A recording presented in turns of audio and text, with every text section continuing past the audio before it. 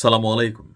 ভাবা যায় যে ডক্টর মোহাম্মদ ইউনূসেরও 5 বছরের কারাদণ্ড হতে পারে। শুধুমাত্র উনি না, উপদেষ্টাদের মধ্যে শুরু করে অনেকেরই, যারা সরকারি কর্মচারী কর্মকর্তা আছেন।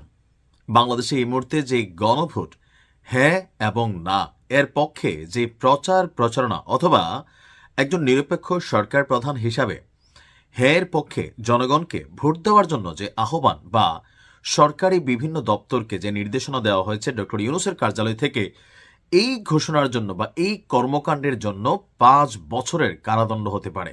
এই মুহূর্তে নির্বাচন কমিশন বনাম সরকার একটা মুখোমুখি অবস্থানে চলে গিয়েছে। যদিও আমরা দেখছি গতকালকেও রংপুরের জনসভায় বিএনপি চেয়ারপারসন জনাব তারেক রহমান তিনিও গণভোটে হ্যাঁর পক্ষেই জনগণকে উদ্বুদ্ধ করেছেন।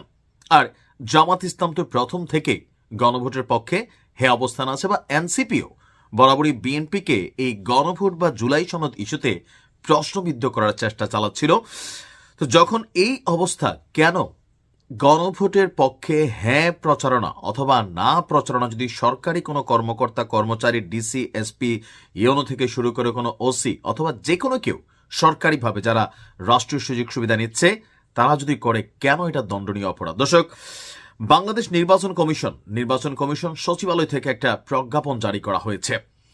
আপনার বিষয় হচ্ছে 12ই ফেব্রুয়ারি 2026 তারিখে অনুষ্ঠেয় গণভোট অনুষ্ঠানের লক্ষ্যে গণভোটের পক্ষে হ্যাঁ অথবা না এর বিষয়ে প্রচারণা সংক্রান্ত উপযুক্ত বিষয়ে গণভোট অধ্যাদেশ 2025-এর ধারা 21 এবং গণপ্রতিনিধিত্ব আদেশ 1972-এর অনুচ্ছেদ 86-এর বিধানবলীর প্রতি দৃষ্টি আকর্ষণপূর্বক জানানো যাচ্ছে যে প্রজাতন্ত্রের কর্মে নিয়োজিত কোনো ব্যক্তি, অর্থাৎ প্রজাতন্ত্রের কর্মে ডক্টর ইউনূস প্রজাতন্ত্রেরই কর্মচারী, এই উপদেষ্টা পরিষদ প্রজাতন্ত্রেরই কর্মচারী, সরকারি অফিসাররা প্রজাতন্ত্রের কর্মচারী।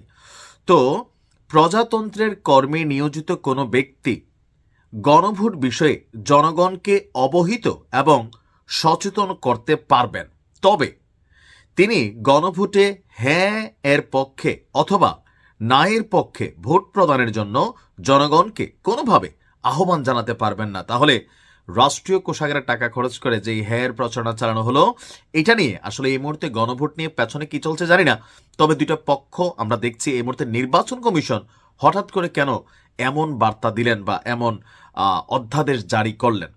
তো নির্বাচন কমিশন বলছে যে আপনি সচেতন করতে পারবেন, কিন্তু ভাই আপনি হ্যাঁ ভোট দেন, হ্যাঁ মানে আজাদি, না মানে গোলামি, এই ধরনের বক্তব্য যদি কোনো সরকারি অফিসার কর্মচারী কর্মকর্তা অথবা খোদ ডক্টর ইউনূস অথবা এই উপদেষ্টা পরিষদের যে কোনো কেউ দেয়, সেটা তারা পারবে না। কেননা এই ধরনের কার্যক্রম গণভোটের ফলাফলকে প্রভাবিত করতে পারে, যা গণভোট অধ্যাদেশ 2025-এর 21 এবং গণপ্রতিনিধিত্ব আদেশ 1972-এর অনুচ্ছেদ 86 অনুযায়ী একটি দণ্ডনীয় অপরাধ হিসাবে গণ্য হবে। তার মানে 2025 সালে যে সংস্কার করা হয়েছে, সেই সংস্কারেও এই বিষয়টা আছে, আর 1972-এর যে অনুচ্ছেদ আছে সেইখানেও আছে। বর্ণিত অবস্থায় উল্লেখিত বিধান অনুসারে প্রয়োজনীয় ব্যবস্থা গ্রহণের জন্য নির্দেশক্রমে অনুরোধ করা হলো প্রাপককে বিভাগীয় কমিশনার, ঢাকা, চট্টগ্রাম এবং রিটার্নিং অফিসাররা, আঞ্চলিক নির্বাচনী কর্মকর্তা, ঢাকা, চট্টগ্রাম, খুলনা এবং রিটার্নিং অফিসার, জেলা প্রশাসক সকল এবং রিটার্নিং অফিসার। আর আদেশক্রমে মোহাম্মদ মনির হোসেন উপসচিব, নির্বাচন পরিচালনা 2 অধিশাখা, এরপর এখানে আপনার দেওয়া হয়েছে। তার মানে কি দাঁড়াচ্ছে, কেন আসলে হঠাৎ করে এই প্রজ্ঞাপন জারি করা হলো? এ নিয়ে ভেতরে ভেতরে হয়তো অনেক গল্প আছে, তবে যেটা আজকে থেকে যে কোনো রিটার্নিং অফিসাররা হ্যাঁ ভাই হ্যাঁ ভোট দিতে হবে, যেহেতু এখানে নায়ের অপশন রাখা হয়েছে, তার মানে কি জনগণকে নিজেদের ভোট নিজেদের জন্য অপশন রাখা হয়েছে। এক হচ্ছে এখানে কোনো না অপশন ছিল না, সো সেই ক্ষেত্রে হ্যাঁই দিতে হবে বা হ্যাঁই দিত, যেহেতু হ্যাঁ এবং না আছে, নির্বাচন কমিশন যেটা এখানে বলতে চাচ্ছে, সো পাবলিককে সুযোগ দেন। হ্যাঁ দিলে কি ভালো হবে না হবে সেটা একরকম, কিন্তু হ্যাঁই দিতে হবে, হ্যাঁর পক্ষে প্রচারণা, এটা নির্বাচন কমিশনের কাছে কনফ্লিক্ট। কিন্তু কেন হঠাৎ করে নির্বাচন কমিশন এমন সিদ্ধান্ত নিল, পেছনে আসলে কি চলছে?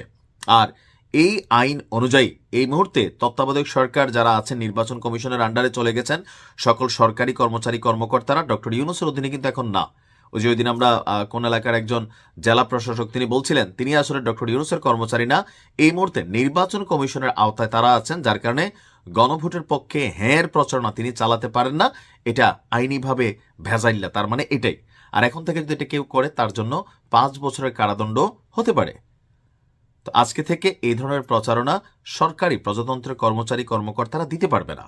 এখন নির্বাচন কমিশন ভালো জানে হুট করে কেন এই প্রজ্ঞাপন জারি করা হলো, হয়তো এটা সময় বলে দিবে। ভালো থাকুন, আসসালামু আলাইকুম।